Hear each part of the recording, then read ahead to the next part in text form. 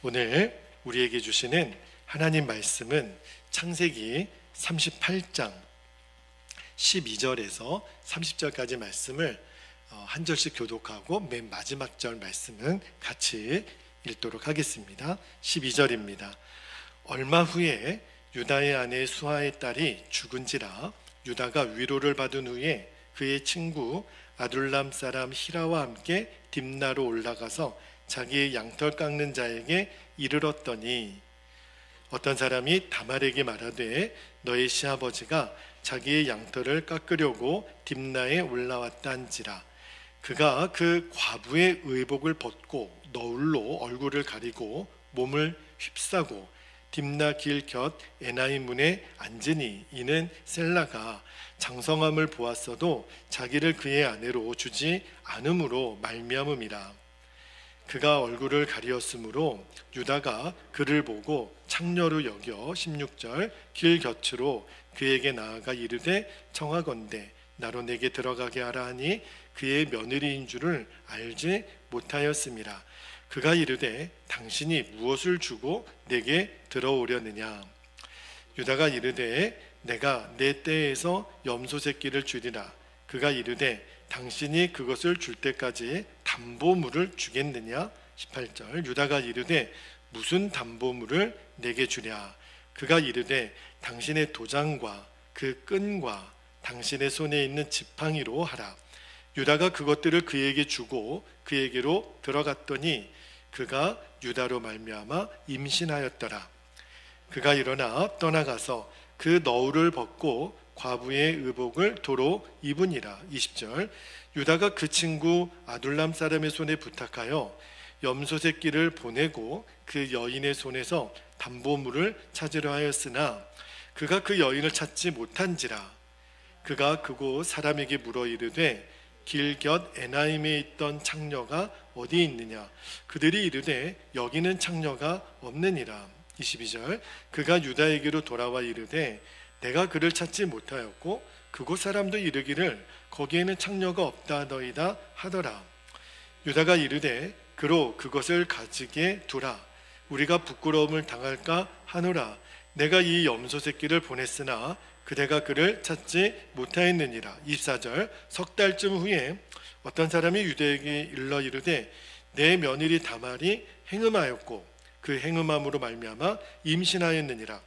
유다가 이르되 그를 끌어내어 불사르라.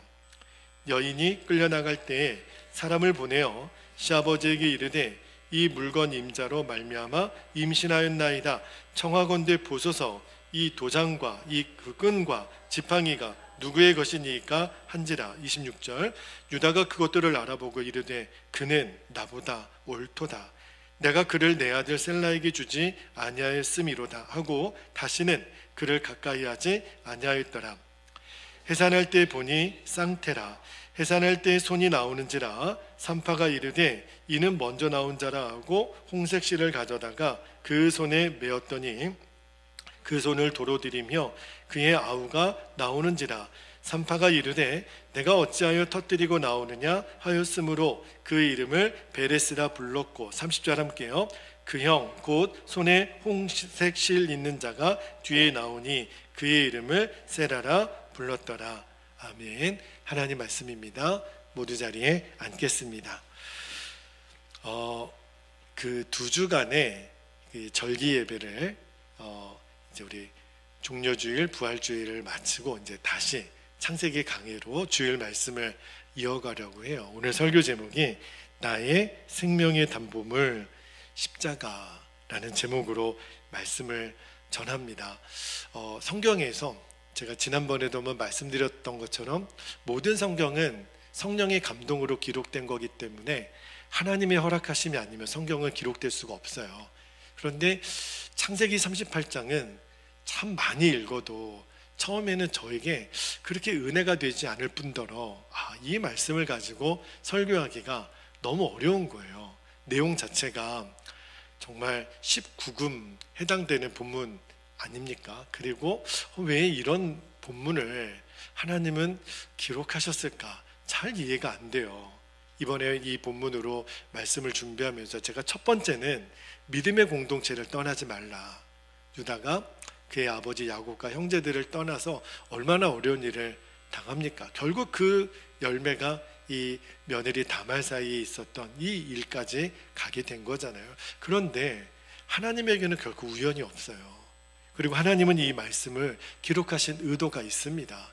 이 창세기 38장은 읽으면 읽을수록 왜 이 말씀을 하나님이 우리에게 읽도록 허락하셨나, 우리에게 주시는 은혜가 너무 크고, 한 주간 이 말씀을 묵상하면서 주님 주신 은혜를 여러분과 좀 나누고 싶습니다. 그 중에 오늘 본문에서 우리가 첫 번째 붙들어야 될 은혜가 있어요. 자, 첫째는 진짜 회개는 모두를 살리는 힘이 있다는 거예요. 자, 여러분, 창세기 38장 제가 첫 번째 말씀을 나눌 때 유다가 요셉을 팔았던 것에 양심의 가책을 느껴서 그 아버지 또 형제들 믿음의 공동체를 떠났다 그랬잖아요. 그런데 그 가나안 땅에서 유다의 삶은 진짜 엉망진창이었어요. 자, 그런데 그 유다가 이제 다시 믿음의 공동체인 야곱과 그의 형제들 집으로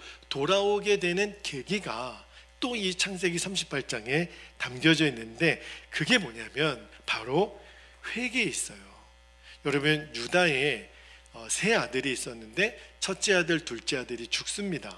그리고 막내가 아직 어려요. 그래서 며느리, 큰아들 며느리 이제 다말에게 유다가 이렇게 말하죠. 11절입니다. 오늘 읽지는 않았지만 지난번에 읽었던 마지막 말씀 11절에 유다가 이렇게 말해요. 유다가 그의 며느리 다말에게 이르되 수절하고 하는 결혼하지 말라는 거죠. 너의 아버지 집에 있어 내 아들 셀라가 장성하기를 기다리라 하니 셀라도 그 형들같이 죽을까 염려함이라. 다말이 가서 그의 아버지 집에 있느니라. 그렇게 나와요. 여러분, 유다는요, 자기의 큰아들 둘째 아들이 하나님이 죽이실 만큼 악했잖아요. 그런데 유다는 이 장남 엘과 둘째 오난이 왜 죽었나, 유다 생각에는 며느리 하나 잘못 들어와서 이렇게 됐다라고 그러는 거예요.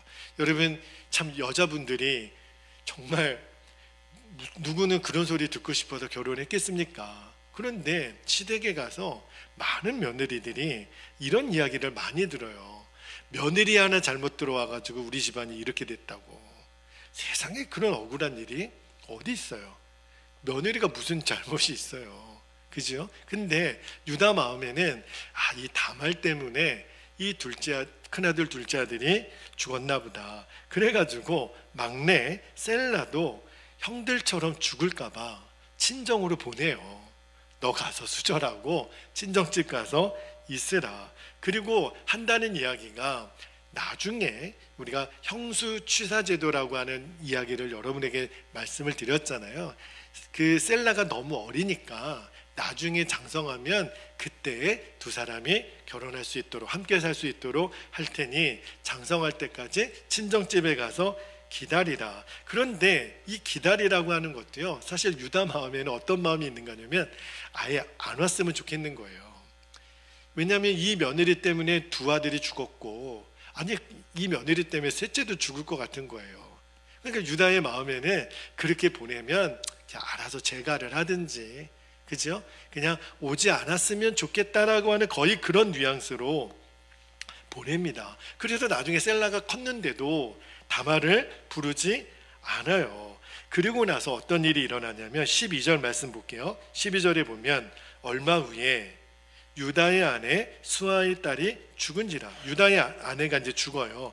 유다가 위로를 받은 후에 그의 친구 아둘람 사람 히라와 함께 딥나로 올라가서 자기의 양털 깎는 자에게 이르렀더니, 자, 며느리 다말을 친정으로 보낸 다음에 유다의 아내마저 죽습니다. 여기 말씀에 보니까 위로를 받은 후에, 이 말은 이제 사람이 죽으면 애도 기간이 있잖아요. 그 애도 기간이 끝난 후에 이제 그 유다가 이제 친구가 있는 딥나로 올라가잖아요. 그런데 15절에 어떤 일이 일어나냐면 며느리 다말이 그 셀라가 컸는데도 왜 안 부르냔 말이에요. 그래서 어떤 일이 벌어지냐면 15절에 그가 다말입니다. 얼굴을 가리었으므로 유다가 그를 보고 창녀로 여겼다. 그렇게 돼 있어요. 여러분, 지금 유다가 딥나로 올라가서 정말 꿈에도 상상을 못한 거예요. 그냥 웬 길에 여인이 있는데 그 여인이 설마 며느리 다말일 거라고는 상상을 못했는데, 아마 성경에는 창녀로 이렇게 기록한 걸 보면 그렇게 아마 눈에 보였던 것 같습니다. 그런데 어찌하여 두 사람이 동침을 하게 돼요. 몰랐죠. 유다도. 다말은 알았어요. 다말은 이제 시아버지 유다인 거는 알았지만 유다는 이제 몰랐는데, 결국은 이 일로 말미암아 며느리 다말이 임신을 하게 됩니다. 그리고 그게 이제 소문이 나는 거예요. 그리고 유다의 귀에 들리잖아요. 며느리 다말이 행음하여 임신을 하게 됐다고. 그러니까 유다가 엄청 화가 나는 거예요. 뭐라고? 그러면서 막 분노가 일어나서 24절 한번 볼게요. 24절에 보니까 유다가 이르되 그를 다말을 끌어내어 불사르라. 와, 정말 그 당시에는 사람 죽이는 것도 어떻게 이렇게 무섭습니까? 그것도 며느리인데 잡아다가 불에 태워 죽이라는 거예요. 자, 그때 이제 반전이 일어납니다.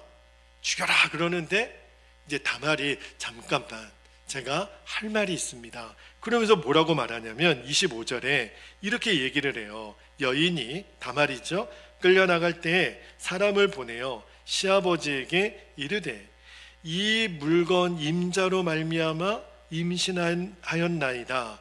청하건대 보소서 이 도장과 그 끈과 지팡이가 누구의 것이니까 한지라. 여러분, 이 유다는요 정말 자기와 동침한 그 여인이 설마 다말일 줄은 몰랐죠. 근데 이제 드러난 거예요. 내가 이런 일을 저질렀구나. 근데 그때 유다의 반응을 우리가 주목해 보고 싶은 거예요. 26절에 유다가 이렇게 말합니다. 유다가 그것들을 알아보고, 자기의 거예요. 그 도장과 끈과 지팡이를 알아보고 이르되 그는 다말은 나보다 옳도다.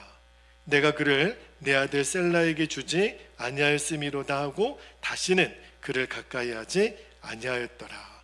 여러분, 다말이 건넨 물건, 이 도장과 끈과 지팡이를 알아보고 유다가 저게 어떻게 너의 손에 있어? 자기 거니까, 자기가 직접 준 거니까. 여러분, 사실은요 이 본문에서 23절 말씀을 잘 보면 유다는 자신이 창녀에게로 들어갔다는 사실을 숨기고 싶었어요. 그래서 어떻게 하냐면 자기가 안 가요. 친구 히라를 통해서 화대로 약속한 염소를 보내잖아요. 그런데 그 친구 히라가 가보니까 여인이 없어요. 이 마을에는 그런 일이 없다는 거예요. 창녀 같은 사람은 이 마을에는 없다는 거예요. 근데 돌아와서 유다에게 없더라. 그런 사람 없더라. 그리고 이 마을에는 그런 일도 없대. 근데 유다가 23절 말씀 중간에 볼게요. 23절 중간에 보면 우리가 부끄러움을 당할까 하노라. 무슨 말이죠? 여러분, 유다 마음에 지금 두려움이 있는 거예요. 무슨 두려움이죠? 내 죄가 이제 드러나면 어떡해요? 그래서 자기가 어느 여인에게 준지는 모르지만 그 도장과 지팡이 끈을 이제 포기하잖아요. 여러분, 그 당시에 이 도장과 이 지팡이는 뭘 의미하냐면 어떤 그것을 가지고 있는 사람의 신분과 권리를 나타내요. 여러분, 인감도장이 있죠. 인감도장 굉장히 중요하잖아요. 내가 가지고 있는 어떤 소유나 재산이 이 도장으로 인을 찍잖아요. 그러니까 유다는요 그 여인에게 굉장히 중요한 물건을 준 거예요. 근데 그거를 포기하겠다라는 거예요. 왜 그럴까요? 그거 찾으려다가 자기의 수치가 다 드러날 거 아니에요. 자기가 창녀와 동침했다는 이야기가 들릴 거 아니에요. 부끄러움을 당하는 것이 두려우니까. 여러분, 이게 인간이에요. 자기의 속마음은 이렇게 더럽고 이렇게 악한데 겉으로는 거룩한 척 해야 되는 거예요. 그러니까 죄는 어떻게 해야 돼요? 숨겨야 되는 거예요. 이게 인간의 모습이에요. 그런데 임신한 그 다말이 그 증거물을 보이는 거예요. 누가 준 거예요? 유다가 준 도장, 끈과 지팡이. 그리고 이 주인으로 인하여 제가 임신하게 됐다고. 자, 여러분, 이때 유다가, 자, 며느리가 이제 그 증거물을 가지고 왔어요. 그러면 유다는 둘 중에 하나를 태도를 취할 거 아니에요. 끝까지 만약에 내가 이 죄를 드러내지 않고 덮으려고 한다면 어떻게 나와야 돼요? 이 못된 XX 하면서 네가 내 물건을 훔쳐가가지고 말도 안 되는 소리로 나를 모함하느냐? 그리고 사람들을 시켜서 이 부정한 여인을 불에 태워 죽이라. 왜냐하면 그때 무슨 CCTV가 있어요. 뭐 유전자 검색을 할 수 있어요. 완전 범죄가 가능한 거예요. 죽이라고. 얼마든지. 그러면 사람들이 누구 말을 듣겠어요? 아니, 여인이 왜 그런 험한 데 가서 그렇게 변장하고 머리가 숨기고 그러고 있냐 말이에요. 유다가 만약에 그렇게 나왔으면 자기 죄는 덮을 수 있을지는 모르죠. 그리고 며느리 다말을 죽일 수도 있는 거예요. 사람들이 다 유다 말을 믿겠죠. 그리고 사건의 진위를 가릴 겨를도 없이 아마 다말은 죽고 말았을 거예요. 그러면 유다는 자기의 죄를 숨길 수 있었겠죠. 근데 만약에 유다가 그렇게 행동을 했으면 어떤 결과가 일어났을까요? 저는 생각하건대 유다의 두 아들이 하나님께서 치셔서 죽였잖아요. 저는 만약에 유다가 이렇게 자기 죄를 덮고 다말을 죽이는 쪽으로 결정을 했다면 저는 하나님이 유다도 죽이셨을 것 같아요. 하나님이 공의의 하나님이니까. 그런데 만약에 여러분 유다가 악한 죄를 저질러서 하나님이 죽이실 수도 있겠지만 저는 만약에 하나님이 유다를 죽이면 왜 죽이냐고 생각했냐면 유다가 이제 이 물건의 주인 때문에 내가 임신했습니다. 그러면 유다에게는 마지막으로 회개할 수 있는 기회가 주어진 거예요. 맞다. 내가 그렇게 저질렀다. 그렇죠? 만약에 끝까지 그거를 유다가 거부했다면 하나님이 그 회개의 기회를 줬음에도 불구하고 회개하지 않은 것 때문에 유다를 저는 죽였을 것 같아요. 그런데 만약에 유다가 그렇게 해서 며느리를 죽이고 자기는 살았다 치고 자기는 죄를 덮었다고 치면 어떻게 됐을까요? 그렇게 해서 만약 설령 살아났다 하더라도 유다는 예수님의 족보에 이르는 조상이 될 수가 없었을 거예요. 그런데 유다가 그렇게 하지 않습니다. 다말이 이 물건의 주인으로 인하여 제가 임신했습니다. 얼마든지 유다가 죄를 숨길 수 있겠지만 26절 말씀 중간에 다시 한번 볼게요. 26절의 중간에 보니까 그는 나보다 옳도다.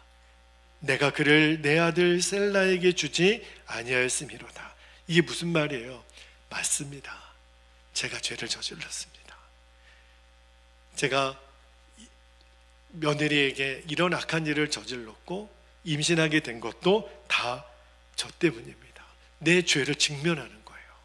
내가 어떤 죄를 저질렀는지 스스로 폭로합니다. 이 모든 일의 잘못은 다말에게 있는 게 아니라 내게 있는 겁니다.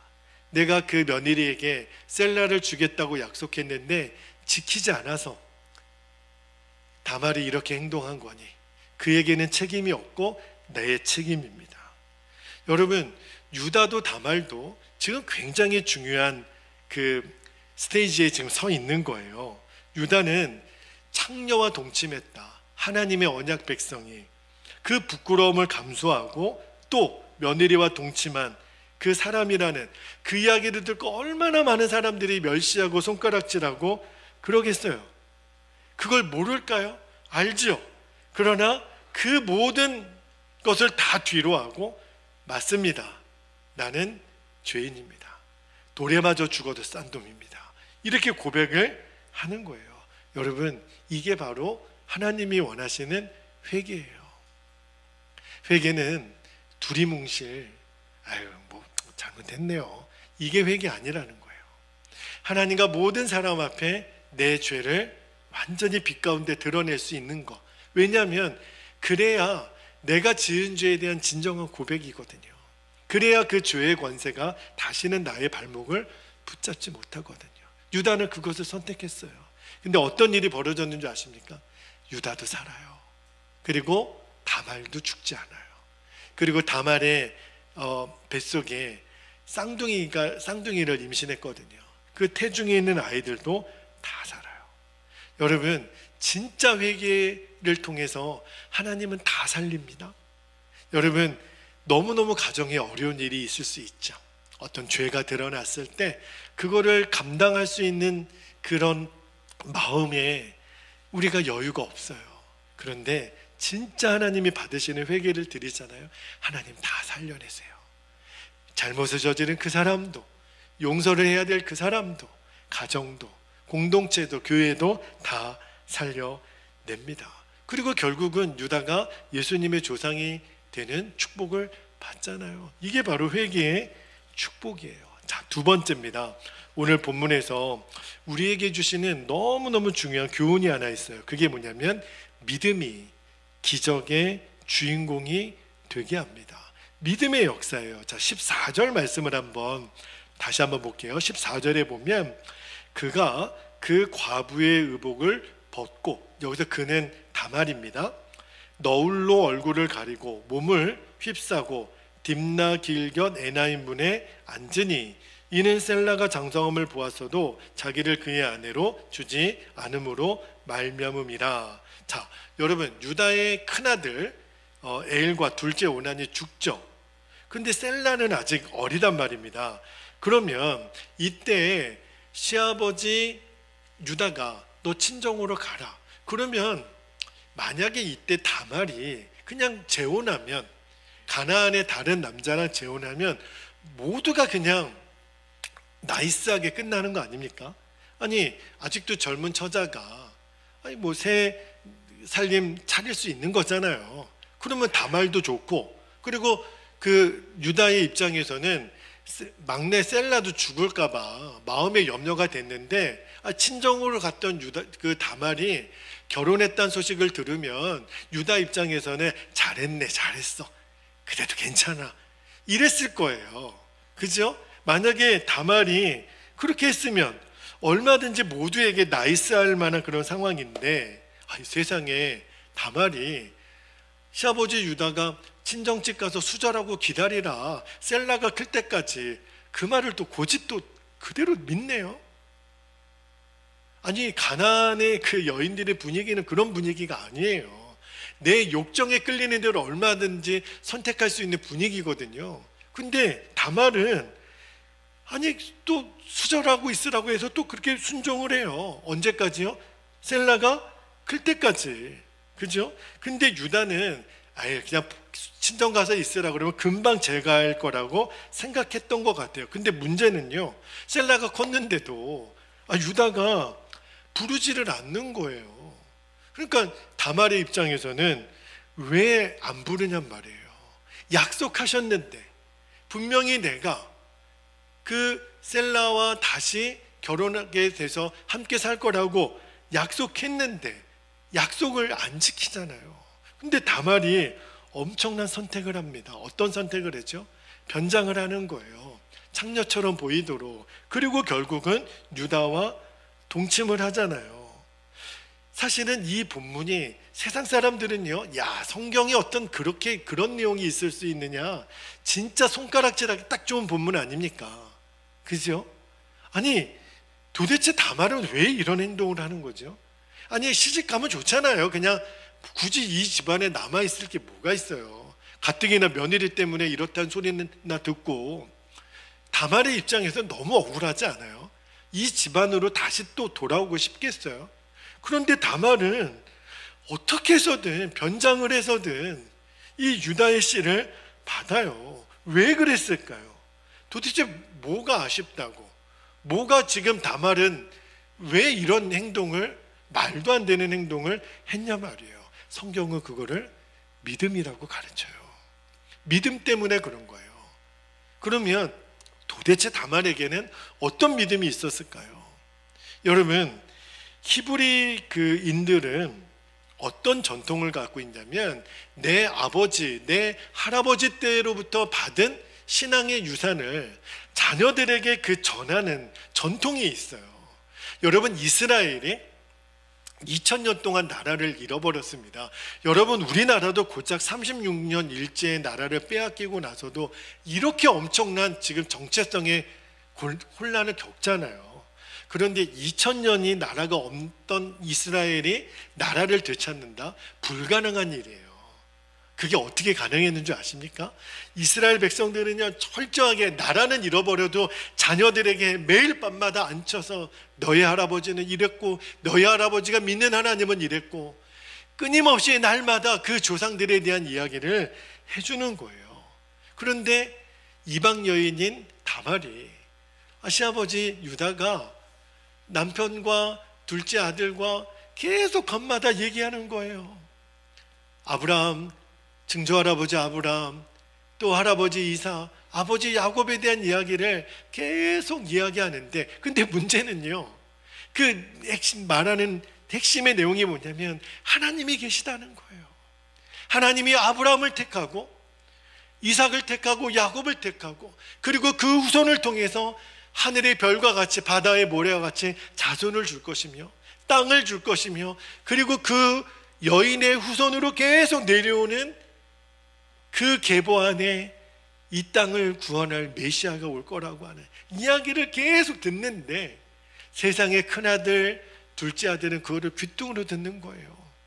마음에 새기지 않는 거예요. 그런데 며느리 다말이 유다의 말을 듣다가, 뭐지? 저게 뭐지? 우리 가나안에는 저런 이야기가 없는데? 믿음? 도대체 믿음이라는 건 뭐지? 하나님이 계시구나. 하나님이 약속하신 그 언약의 백성들의 삶에 대해서 다말은 듣고 품는 거예요. 그리고 그에게 믿음이 찾아온 거예요. 어떤 믿음이요? 이 집안이 보통 집안이 아니구나. 하나님이 택하신 집안이구나. 그리고 이 집안을 통해서 온 인류를 구원할 하나님의 구원의 역사를 이룰 믿음의 계보를 이루는 그 사람 중에 나도 있고 싶은 거예요. 나도 그 안에 있고 싶은 거예요. 이 믿음의 역사에 동참하고 싶은 마음이 이 다말의 마음에 들어오는 거예요. 한번 태어났다가 한 줌 흙으로 돌아가는 인생인데, 근데 다말의 마음속에 여자의 후손으로 우리 모두가 용서를 받고 영원한 생명을 얻는 것이 진짜라면 나도 내 인생을 거기에다가 걸고 싶은 거예요. 나도 그 하나님이라는 분의 그 흘러가는 언약의 약속에 내 이름도 같이 기록되고 싶은 거예요. 그 복을 나도 받고 싶은 거예요. 그런데 그거를 위해서는 내가 어떠한 수모, 어떠한 창피, 어떠한 수치를 감수하고라도 행동을 해야 되는 거예요. 여러분, 믿음은요, 반드시 믿음의 행동을 일으킵니다.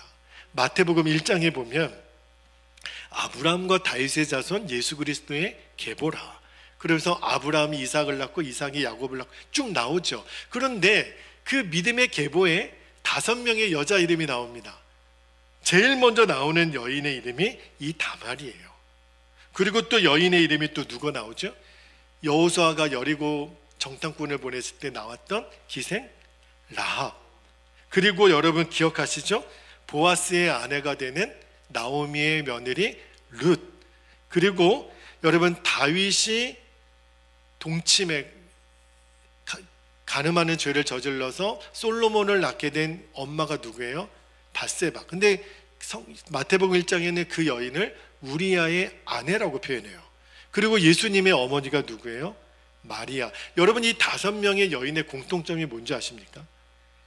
말도 안 되는 직업, 말도 안 되는 그 퍼포먼스. 여러분, 마리아는 시집도 가기 전에 임신을 해요. 성령으로.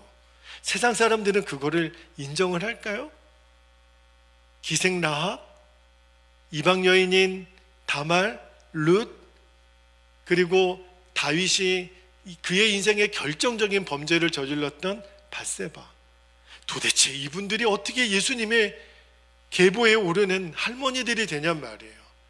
하나님의 역사는 놀랍죠. 이분들의 공통점이 뭐예요? 믿음이에요. 다말에게도 라합에게도 룻에게도 그 밧세바에게도 마리아에게도 이들에게는 믿음이 있었어요.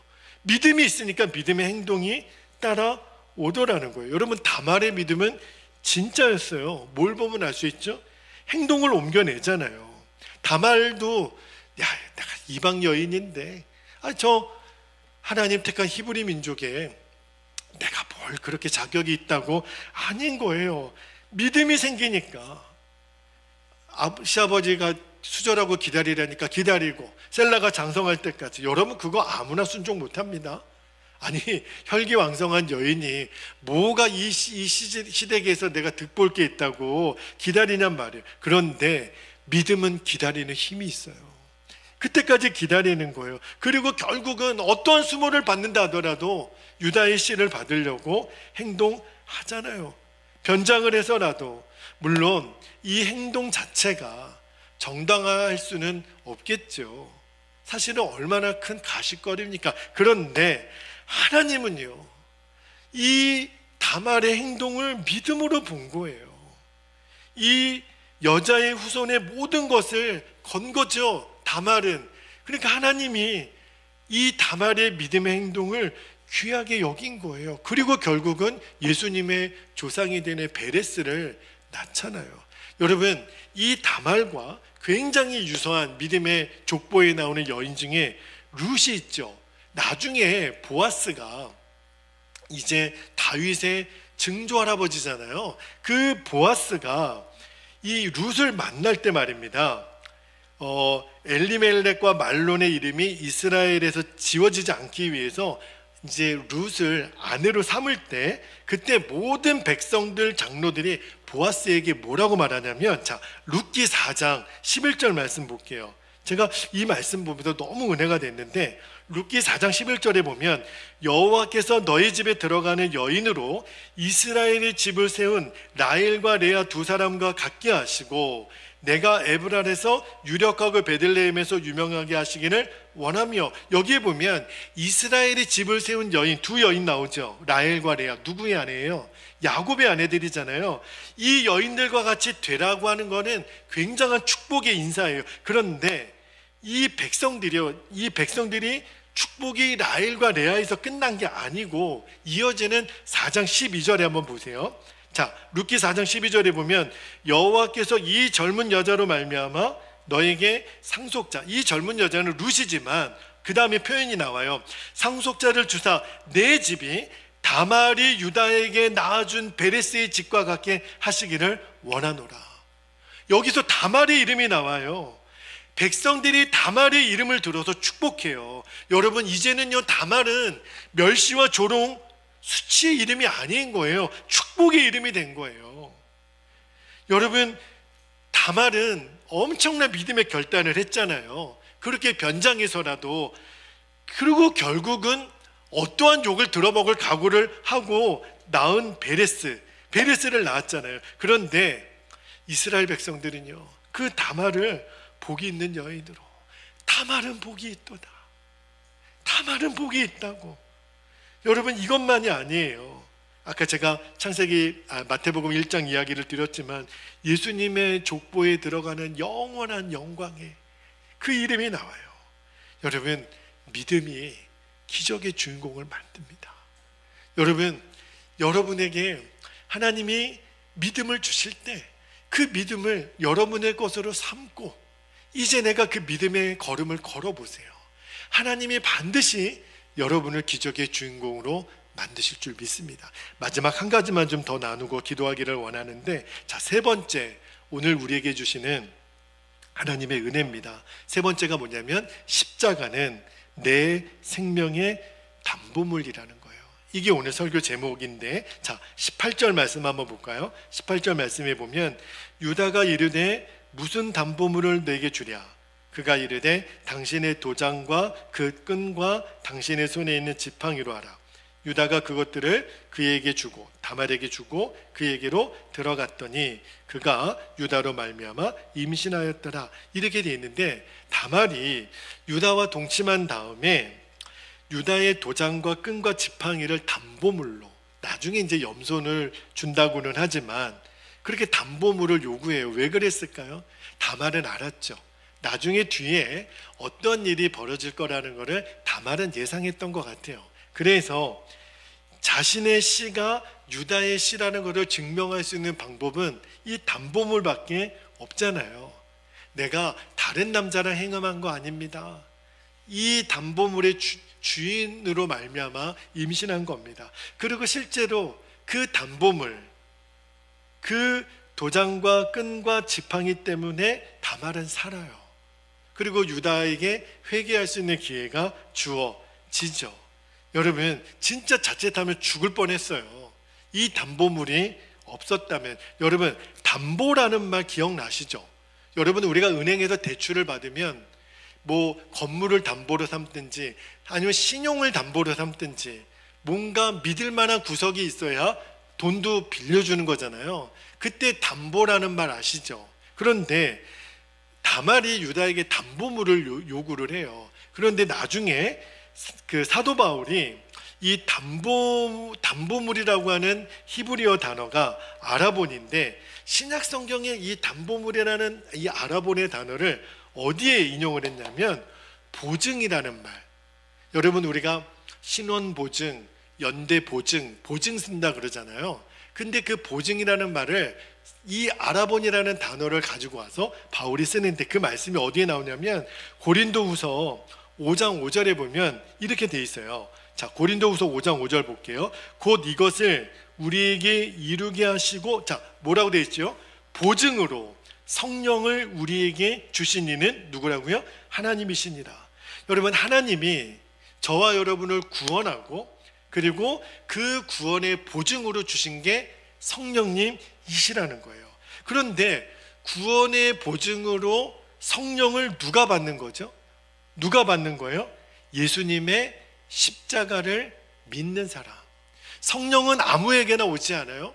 예수님이 나를 위해서 죽으시고 내가 그 십자가에서 죽고 예수님의 생명으로 사는 믿음의 고백이 있는 사람에게만 성령님은 그 안에 오시잖아요. 그러므로 십자가는 저와 여러분의 생명의 담보물이 되는 거예요. 여러분, 우리가 어떻게 구원을 받아요? 다말이 어떻게 이 위기에서 살아나는 거예요? 담보물이 있으니까. 우리도 수치와 저주로 돌에 맞아 죽고 불에 타 죽을 수밖에 없는 그런 운명을 가지고 있는 우리들이 어떻게 구원을 얻는 생명의 자녀가 되는 거죠? 우리의 담보물인, 내 생명의 담보물이 뭐가 있어서? 예수님의 십자가가 있어서. 그래서 예수님의 십자가가 우리의 담보물이 돼요. 자, 이사야 1장 18절 말씀에 너희의 죄가 주홍 같을지라도 눈과 같이 희어질 것이요 진홍같이 붉을지라도 양털같이 희게 되리라. 이 말씀이 예수님의 십자가로 성취된 거잖아요. 여러분, 이 세상에 용서받지 못할 죄 없어요. 이 세상에 용서받지 못할 죄는 없는 거예요. 우리가 과거에 어떠한 죄를 졌더라도, 어떤 어처구니 없는 죄에 무너졌더라도 하나님은 그 죄를 기억도 하지 않으신다 그랬어요. 왜요? 우리들의 생명을 구원할 담보물이 있는 거예요. 그 담보물이 뭐예요? 예수님의 십자가. 어떤 죄라도 눈과 같이 양털같이 희게 하리라. 여러분, 우리의 과거의 삶은 이제는 아무런 상관이 없어요. 하나님은 단 한 번도 우리에게 우리의 과거의 죄를 들춰내지 않으세요. 여러분, 우리에게 필요한 것은 유다처럼 너가 나보다 옳도다, 그는 나보다 옳도다. 맞습니다, 주님. 나는 생명의 담보물인 예수님의 십자가가 필요한 죄인입니다. 그것만 인정할 수 있으면 돼요. 그러면 나도 살고 우리 가정도 살고 다 살아나는 역사가 일어나요. 우리들의 인생이 바뀌는 존귀한 인생이 됩니다. 그리고 어떠한 일이 있더라도, 어떤 대가 지불을 치르더라도 끝까지 믿음을 붙드시기를 축복합니다. 다말은 누구도 기억해 주지 않는 이방 여인이었어요. 그런데 그에게는 딱 한 가지, 하나님이 아브라함과 이삭과 야곱에게 약속하신 그 여인의 후손으로 오실 그 구원의 계보를 듣고 나도 그 가운데 있기를 소원합니다. 그리고 그 믿음이 믿음의 행동을 하게 만들잖아요. 그리고 그 믿음이 기적을 일으켜내잖아요. 그리고 담보물이 이 다말의 생명을 살렸던 것처럼 예수님의 십자가가 내 생명을 살리는 나의 영원하고 유일한 담보물이 되시는 거예요. 그 예수님의 십자가 때문에 모든 죄와 저주는 끊어지는 겁니다. 그래서 오늘 십자가를 붙들고 싶은 거예요. 그래서 창세기 38장은 복음장이에요. 이 말씀 안에 담겨져 있는, 우리가 왜 십자가를 붙들 수밖에 없는지 하나님은 이 창세기 18장을 가지고 우리에게 도전해 주시는 거예요. 영원한 담보물인 십자가를 붙드는 자는 죄를 이기게 됩니다. 승리하게 됩니다. 사랑하는 여러분, 이 시간에 우리 함께 기도하겠습니다. 오늘 참 어려운 본문을 우리가 좀 나눴어요. 창세기 38장을 이제 우리가 읽고 기도하면서 정말 이 다말에게 있었던, 유다를 통해 흘러가는 이 믿음의 계보의 축복이 저와 여러분의 것이 되기를 축복합니다. 이제 우리 두 가지 기도 제목을 붙잡고 기도할 것입니다. 첫 번째, 유다처럼 나와 모두를 살리는 진짜 회개가 하나님께 드려지게 하옵소서. 두 번째, 믿음이 기적을 일으켜내고 십자가가 나의 생명의 담보물임을 확신하게 하옵소서. 예수님의 십자가를 끝까지 붙들게 하옵소서. 우리 기도 제목 붙잡고 주님의 이름을 간절히 부르신 후에 통성으로 기도하겠습니다. 주여